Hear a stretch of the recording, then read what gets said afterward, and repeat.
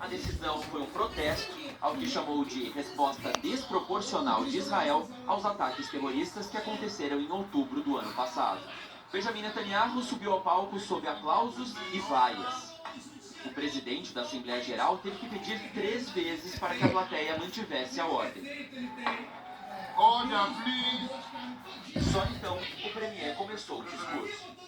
Netanyahu disse que Israel enfrenta inimigos que buscam a aniquilação de Israel e que o país tem o dever de se proteger de assassinos selvagens.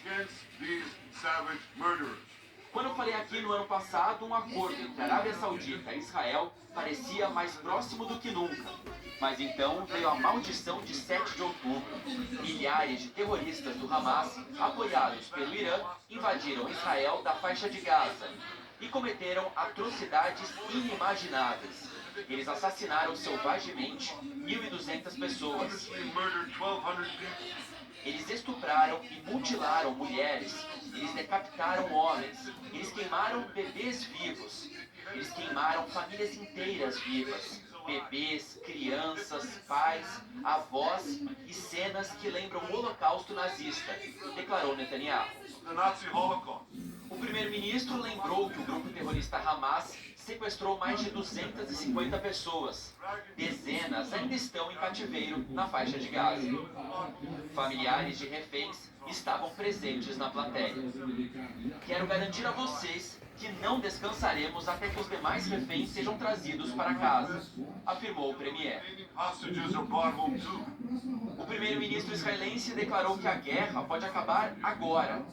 Tudo o que tem que acontecer é o Hamas se render, entregar suas armas e libertar todos os reféns.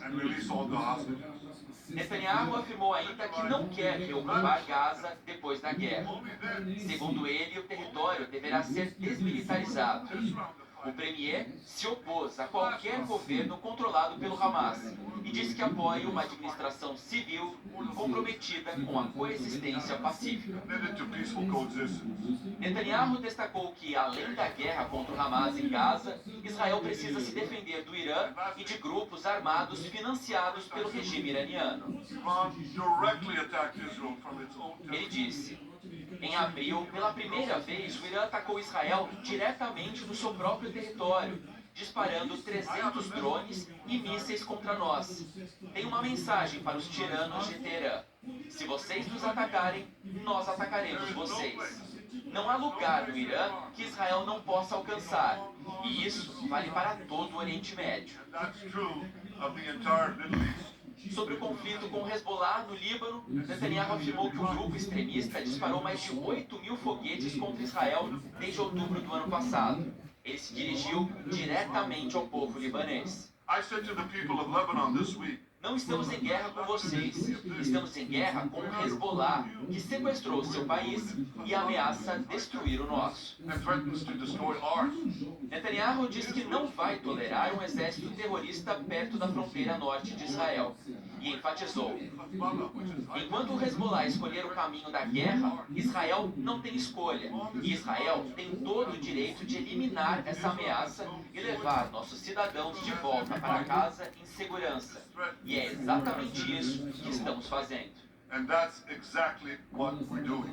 Netanyahu disse que não pretendia vir para a Assembleia Geral deste ano porque o país dele está em guerra, mas que mudou de ideia quando acompanhou os discursos dos outros líderes estrangeiros e decidiu fazer o discurso pessoalmente para, nas palavras dele, desmentir o que estava sendo dito sobre a guerra.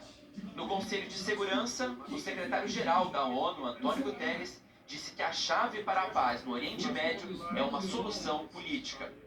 Ele pediu a libertação imediata dos reféns israelenses e que a comunidade internacional se mobilize para garantir um cessar-fogo e uma solução de 2 estados, um israelense e um palestino.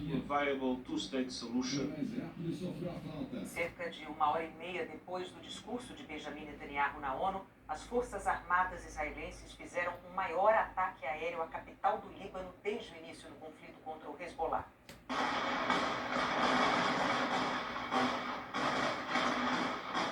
As explosões causaram tremores em vários bairros de Beirute.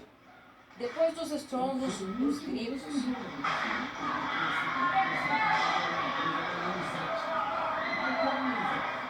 As nuvens de fumaça podiam ser vistas de cidades a 1 hora de distância da capital do Líbano. 6 prédios desabaram.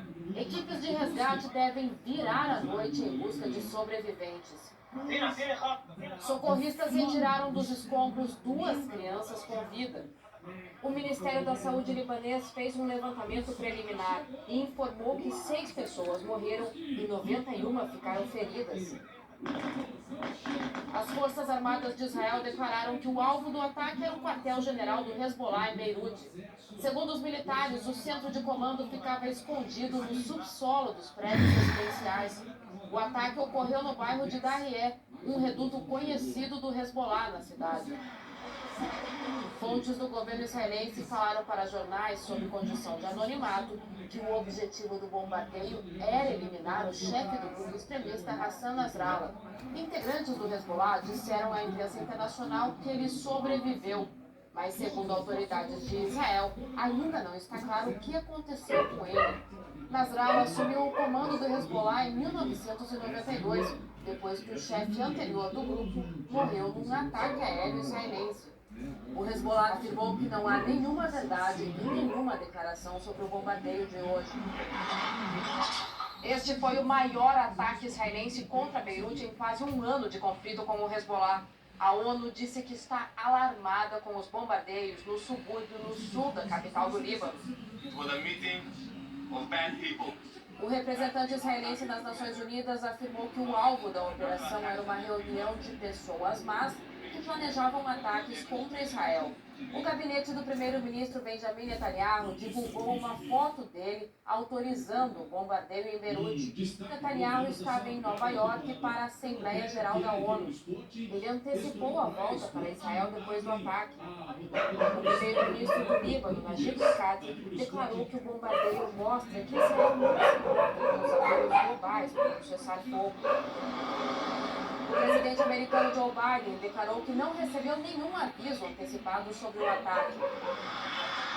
O governo do Irã, país que fornece armas e financiamento para o Hezbollah, afirmou que a ofensiva em Beirute representa uma escalada perigosa. O bombardeio mudou as regras do jogo e terá uma punição. O líder supremo, Ayatollah Ali Khamenei, convocou uma reunião de emergência da cúpula do regime. Depois do bombardeio em Beirute, o Hezbollah disparou foguetes contra Israel. Agora à noite, as forças israelenses voltaram a bombardear a capital libanesa para destruir armas do Hezbollah. Os militares ordenaram que moradores do mesmo bairro atacado mais cedo desocupassem 3 prédios. Os 2 lados já tinham trocado ataques. Israel atingiu a cidade libanesa de Tiro. Já o Hezbollah fez ataques contra Haifa, uma das maiores cidades israelenses. O sistema de defesa aérea interceptou os foguetes. Um homem de 25 anos teve ferimentos moderados na cidade de Tiberíades. Também hoje, os militares israelenses enviaram mais tanques e veículos blindados para perto da fronteira com o Líbano. O presidente da Ucrânia se encontrou hoje nos Estados Unidos com o candidato republicano à presidência Donald Trump. Trump voltou a dizer que, se for eleito em novembro, vai acabar rapidamente com a guerra da Ucrânia, que já dura 19 meses. Donald Trump tem criticado o governo de Joe Biden por dar ajuda econômica e militar aos ucranianos. Mesmo assim, elogiou Volodymyr Zelensky, mas diz que tem uma relação sólida com o russo Vladimir Putin, que é o responsável pela invasão militar do território ucraniano. O furacão Helene provocou 40 mortes nos Estados Unidos. Ele atingiu o território pelo Golfo do México, classificado como categoria 4, numa escala que vai até 5.